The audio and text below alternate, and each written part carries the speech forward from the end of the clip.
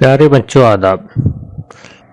अकमल उर्दू रहनुमा चैनल में आपका एक बार फिर खैर मकदम है। आज हम आपके निसाब की किताब जान पहचान का अगला सबक चूँ चूँ बेगम का मुताला करेंगे और देखेंगे कि इस सबक में राइटर ने, मुसन्निफ ने हमें क्या पैगाम दिया है और किस तरह की कहानी इस सबक के ज़रिए से मुसन्निफ हमारे सामने पेश कर रहा है।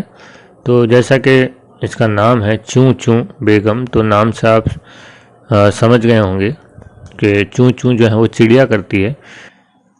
तो किसी चिड़िया के ज़िम्न में, किसी चिड़िया के ताल्लुक़ से या किसी चिड़िया की कोई कहानी इस सबक में पेश की गई है। जैसा कि तस्वीर में भी आप देख रहे हैं कि एक चिड़िया यहाँ दिखाई गई है, तो कोई चिड़िया है जिसकी ये कहानी है। तो आइए शुरू करते हैं और पढ़ते हैं और देखते हैं कि इस कहानी में मुसन्निफ ने क्या सबक देने की कोशिश की है, क्या बताने की कोशिश की है।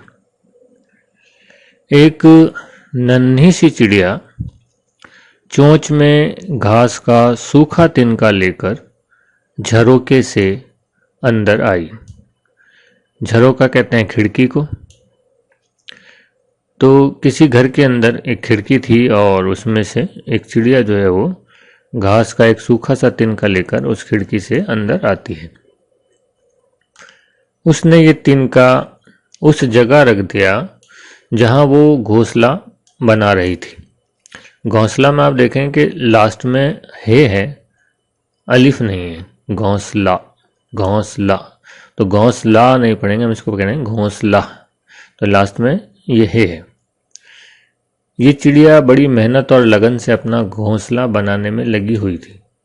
तो वो जो चिड़िया थी वो झरोके से आती थी, बार बार कुछ न कुछ चीज़ें, तिनका, सुतली या और सूखी हुई छोटी छोटी लकड़ियों के तिनके वगैरह लेकर आ रही थी और घोंसला बनाने में मेहनत के साथ, बड़ी मेहनत के साथ जो है वो घोंसला बनाने में जुटी हुई थी। वो तिनकों, दरख्त के पत्तों, कपड़े की कतरनों, कतरन कहते हैं जो जब हम सिलाई करते हैं तो सिलाई करने से पहले कपड़े को काटते हैं। तो जब कपड़े को काटते हैं तो जो छोटी छोटी कपड़ों की पट्टियाँ निकलती हैं जो काम की नहीं होती, तो उनको हम कतरन कहते हैं। मारवाड़ी में जिसको हम लीरी कहते हैं, लीरियाँ। तो कपड़े की लीरियाँ या कतरनें, और तरह तरह के धागों और सुतलियों को अपने घोंसले का हिस्सा बनाती जा रही थी। चिड़िया जब घोंसला बनाती है तो इस तरह की छोटी छोटी चीज़ें, कपड़े की कतरन हो गई, हल्की हल्की चीज़ें जिनको वो उठा कर ले जा सकती है, सुतली हो गई, धागा हो गया, तिनके हो गए, पत्ते हो गए, इनके ज़रिए से अपना घोंसला जो है वो बनाती है। शाम होते होते घोंसला तैयार हो गया और चिड़िया चैन से अपने नए घोंसले में जाकर सो गई। ठीक वैसे ही जैसे आप अपने अपने घरों में इत्मीनान, चैन और बेफिक्री की नींद सोते हैं। अब इस जुमले में यहाँ हम कवायद की कुछ बात कर लेते हैं। देखिए, यहाँ आप देखेंगे 3 अल्फाज का इस्तेमाल किया गया, इत्मीनान, चैन और बेफिक्री। ये तीनों तकरीबन पर्यायवाची शब्द हम इनको कह सकते हैं, एक जैसे मीनिंग है इनके, लेकिन 3 अल्फाज इस्तेमाल किए गए। तो एक तो इत्मीनान, अब इसके बाद देखिएगा आप यहाँ कॉमा लगाया गया है जिसके उर्दू में हम कहते हैं सख्ता। इत्मीनान, चैन और बेफिक्री, तो यहाँ देखें 2 लफ्ज़ के बीच में तो कॉमा लगा दिया गया और तीसरे से पहले यहाँ और का इस्तेमाल किया गया। तो कॉमा हम तब लगाते हैं जब हम एक जैसी बहुत सारी चीज़ें या अलग अलग भी बहुत सारे अल्फाज या बहुत सारी चीज़ों का जिक्र कर रहे हैं, वो एक से ज़्यादा हैं। एक से ज़्यादा से मतलब 2 नहीं, 2 से ज़्यादा हैं, क्योंकि अगर 2 होंगी तो हम और लगा देते हैं। जैसे यहाँ हम अगर हम इस जुमले को कहते हैं वो चैन और बेफिक्री की नींद सोते हैं, चैन और बेफिक्री, तो 2 लफ्ज़ अगर होंगे तब तो हम और लगा देते हैं। लेकिन जब 2 लफ्ज़ से ज़्यादा अल्फाज आएँ, 3 या 4 या 5, तो फिर हमें कॉमे का इस्तेमाल करना पड़ता है। तो क्योंकि 3 लफ्ज़ हो गए तो इत्मीनान हम इसको ऐसे नहीं लिख सकते थे, इत्मीनान और चैन और बेफिक्री, वो सही नहीं। तो पहले के 2 लफ्ज़ों के बीच में कॉमा लगा देंगे और बाद के जो 2 अल्फाज हैं उनमें हम, या हम यूँ कहें कि आखिर के जो 2 लफ्ज़ होते हैं उसमें और लगा देते हैं। तो इसको आप ध्यान में रखें। तो जैसे आप अपने घरों में चैन से, इत्मीनान से और बेफिक्री की नींद सोते हैं, वैसे ही चिड़िया ने भी घोंसला बनाया और उसमें चैन और सुकून से सो गई। जब बाहर सख्त गर्मी, सख्त शदीद गर्मी हो, लू चल रही हो, बारिश का मौसम हो या सर्दी हो, तो घर की छत आपको गर्मी, सर्दी, भीगने और बीमार पड़ने से बचाती है। तो जब बाहर सख्त गर्मी हो तो ये जो घर की छत है ये आपको गर्मी से बचाती है ना, सख्त गर्मी गर्मी से बचाती है, लू से बचाती है। और जब सर्दी हो तो ये फिर आपको सर्दी से बचाती है। जब बारिश का मौसम हो तो ये आपको भीगने से और बीमार पड़ने से बचाती है। तो छत जो है वो, घर जो है, बहुत अहम चीज़ है। कहते हैं कि इंसान की बुनियादी ज़रूरतें रोटी, कपड़ा और मकान है, यानी बेसिक 3 नीड्स हैं इंसान की। बुनियादी रूप से जो 3 चीज़ें तो इंसान को चाहिए ही चाहिए, रोटी, कपड़ा और एक मकान, जो अभी अभी चिड़िया ने बनाया है। अभी घोंसला बने 2 ही दिन हुए थे कि मालिक की नज़र इस पर पड़ी और नौकर से घोंसला तुड़वा दिया। चिड़िया बेचारी चूं चूं करके बहुत रोई। जब उसका गम कुछ कम हुआ तो फिर घोंसला बनाने में लग गई। इस बार नौकर ने बनने से पहले ही घोंसला तोड़ दिया। किसी का घर छिन जाए या टूट जाए तो बड़ी तकलीफ होती है। जितना बड़ा जुल्म किसी परिंदे को पिंजरे में कैद करना है, उससे भी बड़ा जुल्म उसका घोंसला तोड़ना है। तो इस बात को ध्यान में रखें कि पिंजरे में किसी को कैद कर लेना, परिंदे को कैद कर लेना, ये तो जुल्म है ही। लेकिन अगर कोई परिंदा बेचारा अपना घर कहीं बना रहा है, घोंसला बना रहा है, तो उसको तोड़ देना उससे भी बड़ा जुल्म है। उसके साथ ऐसी हरकत नहीं करनी चाहिए, हमें रहम का मामला करना चाहिए। कुछ दिनों बाद नौकर छुट्टी पर गया तो बी चिड़िया ने दोबारा घोंसला बनाया और रहने लगी। एक बार मालिक के कहने पर तोड़ दिया गया, दूसरी बार बनाने से पहले तोड़ दिया गया। लेकिन जब नौकर छुट्टियों पर गया गांव तो चिड़िया ने मौका अच्छा देखा और उसने वापस से घोंसला बनाया और रहने लगी। इसमें 2 नन्हे मुन्ने बच्चे दिखाई दिए। बच्चों से सभी प्यार करते हैं। नौकर ने आकर बच्चे देखे तो उसे भी बच्चों से प्यार हो गया। उसने सोचा बच्चों के बड़े होने तक घोंसला नहीं तोड़ूंगा। बच्चों को देखकर तो मालिक भी नरम पड़ गया और उसकी बीवी ने तो सख्ती से मना कर दिया। अब देखिए, मना को जरूर देखा, मना ऐन है, अलिफ नहीं है, कि घोंसले को हरगिज न छेड़ा जाए, क्योंकि बहुत सी काम की चीजें घोंसले में मिल जाया करती थी, जैसे किताबें पैक करने के लिए सुतली, सुई धागा, सेफ्टी पिन, हेयर पिन। जब भी बीवी साहिबा को जरूरत होती, कुर्सी पर चढ़कर हाथ डालकर निकाल लेती।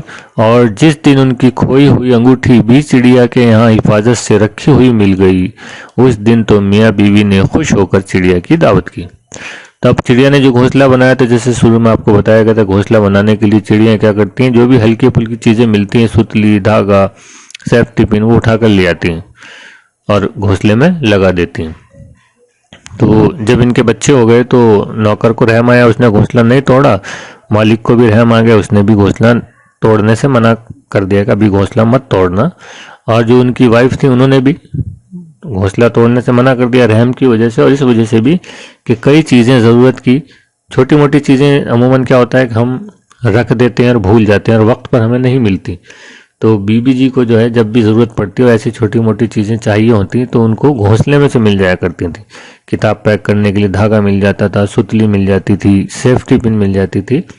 और उस दिन तो उनकी खुशी का ठिकाना ही नहीं रहा जब उनकी खोई हुई अंगूठी भी उनको जो है वो चिड़िया के घोंसले से मिल गई। तो बहुत मोहब्बत उससे करने लगी और उन्होंने चिड़िया की दावत की, यानी चिड़िया के लिए कुछ विशेष खुशी तौर पर कुछ दाना वाना उसको डाला। अब चिड़िया मालिक के भी छोटे मोटे काम करने लगी। जैसे एक दिन पोस्टमैन मालिक का खत नीचे डालकर चला गया, तब चिड़िया हिम्मत करके लिफाफा अपनी चोंच में उठाकर किसी न किसी तरह फुदक फुदक कर ऊपर ले ही आई और उसे दरवाजे पर गिरा दिया। तो चिड़िया जो है मालिक के भी छोटे मोटे काम करने लगी, मानूस हो गई उनसे। इस तरह वो लिफाफा मालिक को मिल गया। मालिक चिड़िया के मोहसिन और मेहरबान थे। मालिक जो थे वो चिड़िया के कैसे थे, मोहसिन थे, मोहब्बत करने वाले थे, मेहरबानी करने वाले थे, शफकत करने वाले थे। मौका मिलते ही हमें किसी के एहसान का बदला चुका देना चाहिए। तो राइटर कह रहा है कि जब भी कोई शख्स आपके ऊपर एहसान करे तो आपको भी उसके एहसान का बदला चुकाना चाहिए।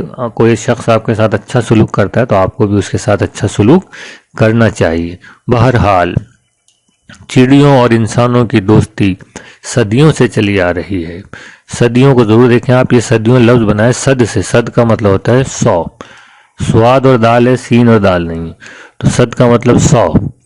तो कई सौ सालों से इंसान जो है इंसानों की और परिंदों की दोस्ती चली आ रही है और हमेशा चलती रहेगी। इसलिए कि परिंदों की चहकारें, चिड़ियों की चूं चूं दुनिया के बहुत से मीठे नगमों में से हैं। नगमे यानी गीत। तो बहुत सारे मीठे गीत जो हम सुनते हैं, हमें मालूम है, आपको मालूम है कि बहुत से जो गीत हैं जो हमारे दिलों को अच्छे लगते हैं, हमारे कानों को अच्छे लगते हैं, हम उनसे महजूज होते हैं। तो जिस तरह से गीत हमें अच्छे लगते हैं उसी तरह से जो चिड़ियाँ हैं, कोयल हैं या इस तरह के और परिंदे हैं जिनकी आवाज़ बहुत मीठी है, तो जब वो चूं चूं करती हैं या अपनी आवाज़ें निकालती हैं तो वो हमें मीठे नगमों की तरह, मीठे मीठे गीतों की तरह महसूस होती हैं और हमारे दिल को सुकून देती हैं। तो ये सबक था और इसकी लिखने वाली जो थी वो थी शफीक़ा फरहत का। ये देख लेते हैं मश्क में क्या दिया गया है पीछे। तो एज़ यूजुअल इसमें अल्फाज माने हैं, कम ही दिए हैं, ये आपको कॉपी में लिखने हैं। झरोका एक तरह का रोशनदान। रोशनदान यानी वो सुराख दीवार में, ऐसा सुराख जिससे रोशनी आती हो, हवा आती हो, उसको रोशनदान भी कहते हैं, झरोका भी कहते हैं। खिड़की से थोड़ा छोटा होता है और दीवारों में ऊपर की साइड में बना हुआ होता है। गम दुख, मोहसिन एहसान करने वाला, और चहकारें यानी परिंदों की चहचहाहट। तो ये आपको सारे के सारे कॉपी में लिखने हैं। फिर देखिए यह है नीचे लिखे हुए अल्फाज को बुलंद आवाज़ से पढ़ें। तो इसको कॉपी में आपको नहीं लिखना है। घोंसला, मना, लिफाफा, तो ये मुश्किल अल्फाज हैं, इनको भी लिख लें कॉपी में। मैं कहता हूँ बल्कि 10-10 बार इनको लिखें तो आपको देखिए लिफाफा एंड में हे है, अलिफ नहीं है, ये हे जुड़ी हुई है। और मना में मैंने आपको बताया था ऐन आता है, और घोंसला में भी अलिफ नहीं है। तो इसलिए आप इसको ध्यान से लिखें। दूसरी एक चीज़ और इसमें देखिए, ये नून है, तो आमतौर पर इस लफ्ज़ को घोंसला यानी बगैर नून गुन्ना के बोला जाता है, लेकिन लिखा जाता है नून, तो घोंसला नहीं है, घोंसला। तो इसको भी आप देखें। उसके बाद ये गौर करने की बात है, इसको आप पढ़ लीजिएगा। ये सवाल जवाब जो है आपको अपनी कॉपी में करने हैं कि चिड़िया अपना घोंसला किस तरह बनाती है, घर की छत हमारे लिए क्यों ज़रूरी है, और चिड़िया के घोंसले में कौन कौन सी चीज़ें मिल जाती हैं, चिड़िया के किस काम से मालिक बहुत खुश हुए। तो ये आपको कॉपी में लिखने हैं। उसके बाद ये खाली जगह भी आपको अपनी कॉपी में करनी है, ये आप खुद करेंगे, बहुत आसान है। इससे पहले वाली मैंने बताई थी, लेकिन ये आप खुद करें। और नीचे ये वाहिद और जमा, तो जो सवाल के जवाब आपको नहीं आए वो आप हमसे कमेंट सेक्शन में पूछ सकते हैं। तो आज के सबक में बस इतना ही। कल फिर मिलेंगे किसी नए सबक के साथ, तब तक के लिए खुदा हाफिज़।